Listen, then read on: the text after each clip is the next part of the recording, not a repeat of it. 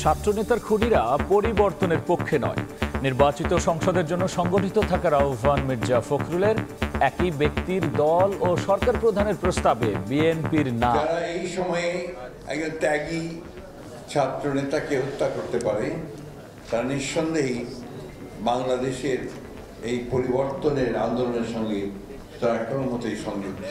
ন্যূনতম বয়স 21-এর ক্ষেত্রে আমরা দ্বিমত। একজন ব্যক্তি যে তৃতীয়বার আবার এসে প্রধানমন্ত্রী হতে পারবে না এক টার্মের পরে, সেই বিষয়ে কোনো বাধ্যবাধকতা করা যাবে না। রোডম্যাপ ঘোষণার আগেই ডিসেম্বরে নির্বাচন ধরে ইসির তৎপরতাকে সন্দেহজনক বলছে এনসিপি। পুরনো ব্যবস্থায় আর ভোট হতে না দেওয়ার হুঁশিয়ারি। রোডম্যাপ বা সরকার থেকে কোনো দিক নির্দেশনা আসার আগেই যখন তারা নিজেদের থেকে কোনো কথা বলে থাকেন, সেটা নিয়ে আমরা একটু সন্দেহ পোষণ করি। দ্রুত একটা ইলেকশন আয়োজন করে দেওয়া, একটি সাংবিধানিক প্রতিষ্ঠানকে নষ্ট করা, এই সুযোগ ছাত্র জনতা এবার আর দিবে না। সংস্কার ছাড়া ভোট করে লাভ হবে না, অবিলম্বে স্থানীয় সরকার নির্বাচনের পরামর্শ কমিশনের। স্থানীয় নির্বাচন ইম্পর্টেন্ট, জাতীয় নির্বাচন ইম্পর্টেন্ট, কোনটা আগে কোনটা পরে হবে সেটা সিদ্ধান্ত সরকার এবং ওনারা নিন। তো আমরা চাই স্থানীয় নির্বাচনটা অবিলম্বে করা হোক। সংস্কারগুলো না করে ইলেকশন করলে কোনো লাভ হবে না। দেখছিলেন প্রধান শিরোনাম। রাত 11টার সময় সঙ্গে আছি আমি গোলাম রাব্বি। এবার অন্যান্য শীর্ষ সংবাদ। মিয়ানমারের সংঘাত বাংলাদেশ সীমান্তে নিরাপত্তা ঝুঁকি তৈরি করতে পারে, সতর্ক বার্তা প্রধান উপদেষ্টা। রোহিঙ্গা সংকট সমাধানে আন্তর্জাতিক উদ্যোগ নেওয়ার আহ্বান। বাংলাদেশ হয়ে সেভেন সিস্টার্সে যাওয়ার রেল প্রকল্প স্থগিত ভারতের, রাজনৈতিক অস্থিতিশীলতাই কারণ বলছে দিল্লি। তিস্তা প্রকল্পে সহায়তা দিতে রাজি চীন, জানালেন উপদেষ্টা। একসঙ্গে কাঠগড়ায় সাবেক 19 মন্ত্রী, আমলা, বিচারক, হ্যান্ডকাফ পরানোয় ক্ষুব্ধ আসামিরা। জুলাই গণহত্যায় ওবায়দুল কাদের সহ 45 জনের বিরুদ্ধে প্রমাণ পাওয়ার দাবি।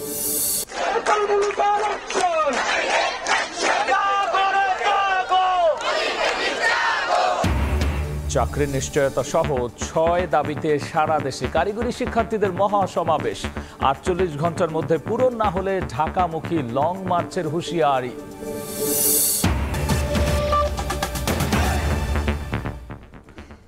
যারা পারভেজের মতো ত্যাগী ছাত্রনেতাকে হত্যা করতে পারে তারা দেশের পরিবর্তন আর গণতন্ত্রের পক্ষের মানুষ নয় বলে মন্তব্য করেছেন বিএনপির মহাসচিব মির্জা ফখরুল ইসলাম আলমগীর।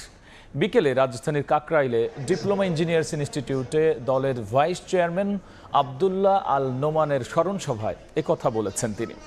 যে কোনো পরিস্থিতি মোকাবেলা আর নির্বাচিত সংসদের জন্য নেতাকর্মীদের সংগঠিত থাকার এ সময় আহ্বান জানান মির্জা ফখরুল।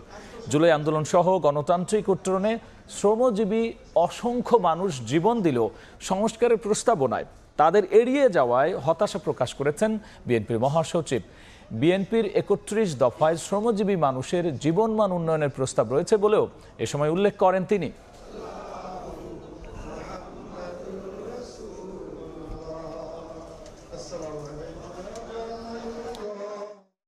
যারা এই সময়ে একজন ত্যাগী ছাত্রনেতাকে হত্যা করতে পারে তারা নিঃসন্দেহেই বাংলাদেশের এই পরিবর্তনের আন্দোলনের সঙ্গে তারা কোনো মতেই সংযুক্ত ছিল না। তারা কখনোই বাংলাদেশের পক্ষের মানুষ নন। আমাদেরকে কিন্তু খুব সজাগ থাকতে হবে। আমাদেরকে মনে রাখতে হবে যে আমাদের সংগ্রাম এখনো শেষ হয়নি। আমরা নির্বাচনের মধ্য দিয়ে একটা নির্বাচিত সরকার বা পার্লামেন্ট এখনো পাইনি। সেই জন্যে আমাদেরকে অত্যন্ত সাবধানতার সঙ্গে সচেতনতার সঙ্গে আমাদেরকে কিন্তু কাজ করতে হবে, দলকে আরো সুদৃঢ় করতে হবে। জাতীয় নির্বাচনে প্রার্থীর ন্যূনতম বয়স 21 বছরের প্রস্তাবে একমত নয় বিএনপি। 70 অনুচ্ছেদ পুরোপুরি বাতিলের পক্ষে নয় দলটি, প্রধানমন্ত্রীর ক্ষমতা বহাল রেখে রাষ্ট্রপতির ক্ষমতা বাড়ানোর পক্ষে তারা। একই ব্যক্তির দল আর সরকার প্রধান এবং 2 বারের বেশি প্রধানমন্ত্রীর প্রস্তাবেও ভিন্নমত জানিয়েছেন নেতারা। ঐকমত্য কমিশনের সঙ্গে আলোচনা এখনো শেষ হয়নি জানিয়ে নেতারা জানিয়েছেন মঙ্গলবার ফের বৈঠকে বসবেন তারা। সংবিধান নির্বাচন ব্যবস্থার মতো 5টি সংস্কার কমিশনের প্রস্তাবনা নিয়ে মতামত জানাতে গত সপ্তাহে ঐকমত্য কমিশনের সঙ্গে প্রথম দফায় বৈঠক করে বিএনপি। দ্বিমত থাকা বিষয়ে মতামত জানাতে রোববার বেলা 11টায় সংসদ ভবনের এলডি হলে আসেন বিএনপির 5 সদস্যের প্রতিনিধি দল।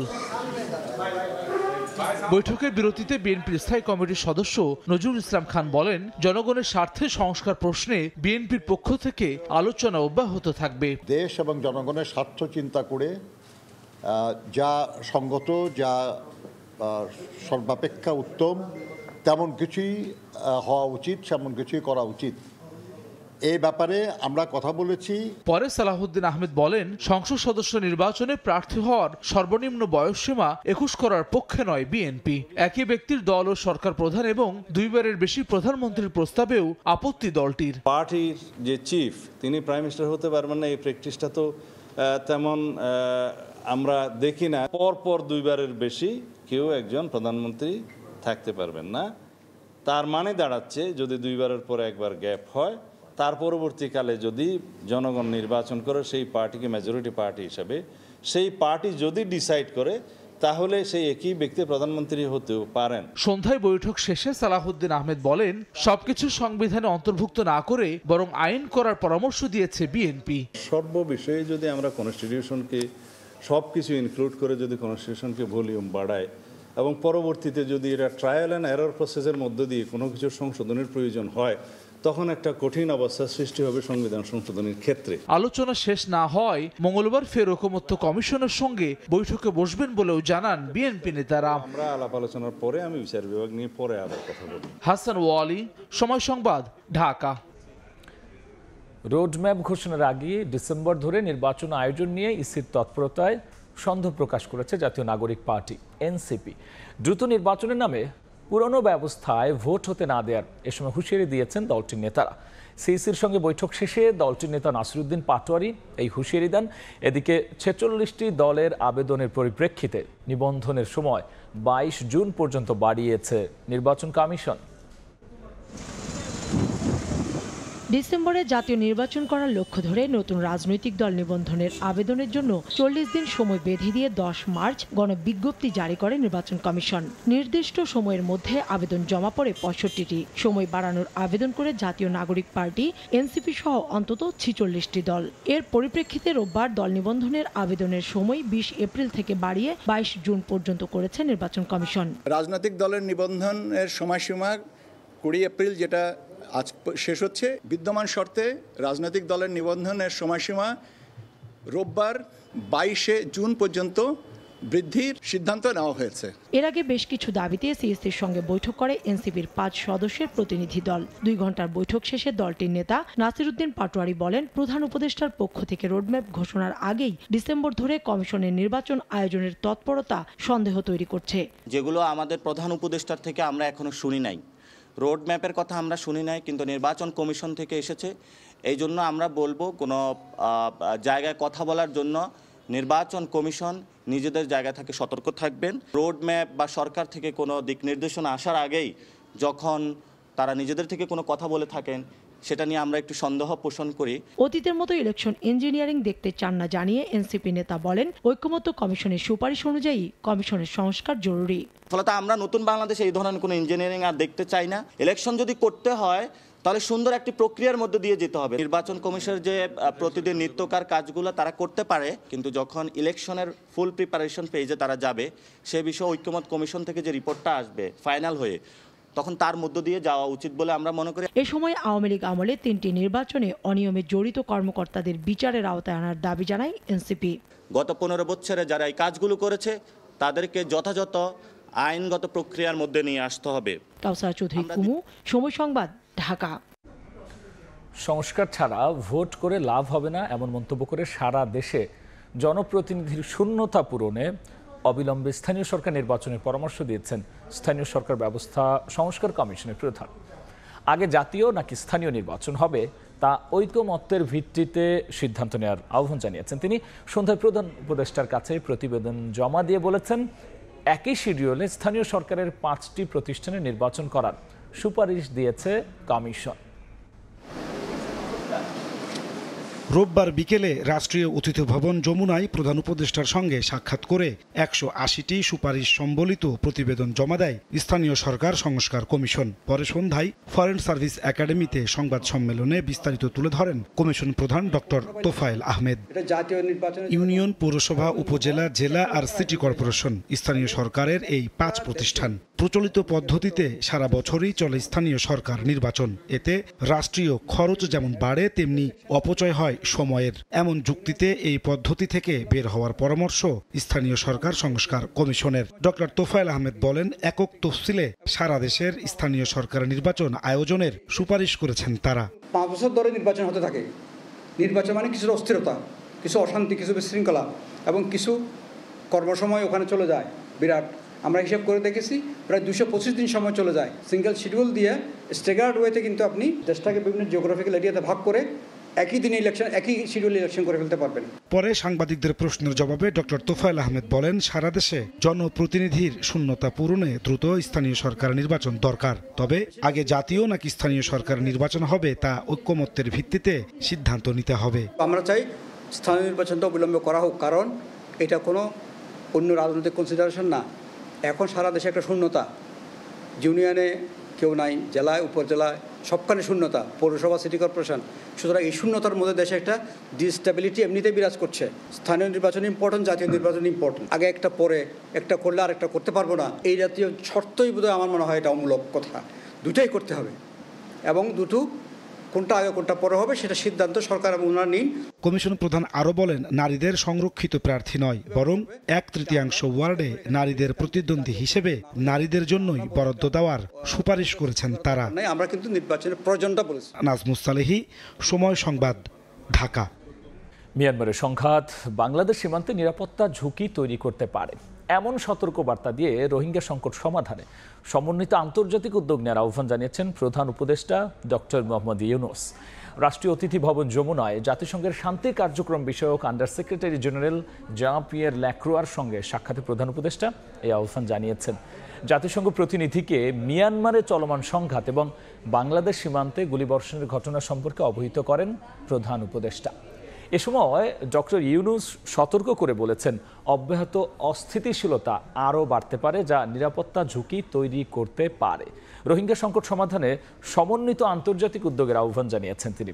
শান্তিরক্ষা মিশনে বাংলাদেশ থেকে আরও বেশি নারী সদস্য নিতে এ সময় জাতিসংঘের প্রতি আহ্বান জানান প্রধান উপদেষ্টা।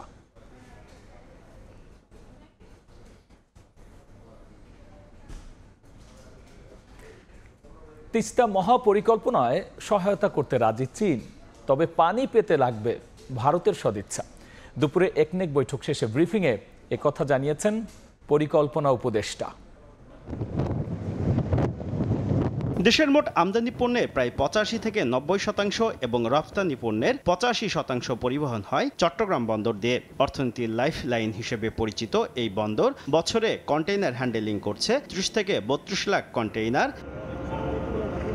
দেশের প্রধান বন্দরের সক্ষমতা বাড়াতে 2013 সালে বে টার্মিনাল নির্মাণের নীতিগত সিদ্ধান্ত নেয় সরকার, তবে তা আটকে ছিল এক যুগ। অবশেষে 13,500 কোটি টাকার এই প্রকল্প অনুমোদন দিয়েছে অন্তর্বর্তী সরকার। প্রকল্পের আওতায় বঙ্গোপসাগর উপকূলে 4টি টার্মিনাল নির্মাণ করা হবে। টার্মিনাল 1 হবে এন্টারপ্রাইজ অফ সিঙ্গাপুর বলে একটা কোম্পানি আছে, আর টার্মিনাল 2 করবে ডিপি ওয়ার্ল্ড। কক্সবাজারে রোহিঙ্গাদের স্বাস্থ্যসেবা সহ মৌলিক চাহিদা পূরণে বিশ্বব্যাংকের দেয়া 395 কোটি টাকা ব্যয়ের সংশোধিত প্রকল্পের অনুমোদনও দেওয়া হয়েছে। তবে ট্রাম্পের নীতিতে রোহিঙ্গা অনুদান নিয়ে সংশয় প্রকাশ করেন পরিকল্পনা উপদেষ্টা। ট্রাম্প অ্যাডমিনিস্ট্রেশনের পলিসি, তাতে করে আমরা রোহিঙ্গাদের এই যে অনুদান আমাদের প্রয়োজন হয় এটা ভবিষ্যতে কিভাবে ইউএনওর মাধ্যমে আমরা কতটুকু সেটা পেতে পারবো। তিস্তা প্রকল্পের অগ্রগতি নিয়েও কথা বলেন পরিকল্পনা উপদেষ্টা। ভারতের সহযোগিতা ছাড়া যেই পানি আসে সেটুকুতে কি একটা ভালো প্রকল্প হবে কিনা, চীন নীতিগতভাবে সম্মত সেটা করতে। রোববারের একনেক বৈঠকে 24,247 কোটি টাকা ব্যয়ে মোট 16টি প্রকল্পের অনুমোদন দেওয়া হয়েছে। যতদূর শুভ খান, সময় সংবাদ, ঢাকা। বাংলাদেশ হয়ে 7 সিস্টার্সে যাওয়ার রেলওয়ে সংযোগ প্রকল্প স্থগিত করেছে ভারত। সরকারি সূত্রের বরাতে ভারতীয় সংবাদ মাধ্যম জানিয়েছে, রাজনৈতিক অস্থিরতা এবং শ্রমিকদের নিরাপত্তা নিয়ে উদ্বেগ থেকেই এই সিদ্ধান্ত নেওয়া হয়েছে। প্রকল্পে প্রায় 5,000 কোটি রুপির অর্থায়ন ও নির্মাণ কাজ স্থগিত করল ভারত। স্থগিত প্রকল্পগুলোর মধ্যে রয়েছে Akhaura Agartala cross border rail সংযোগ, Khulna Mongla port rail line এবং ঢাকা টঙ্গী জয়দেবপুর রেল সম্প্রসারণ প্রকল্প।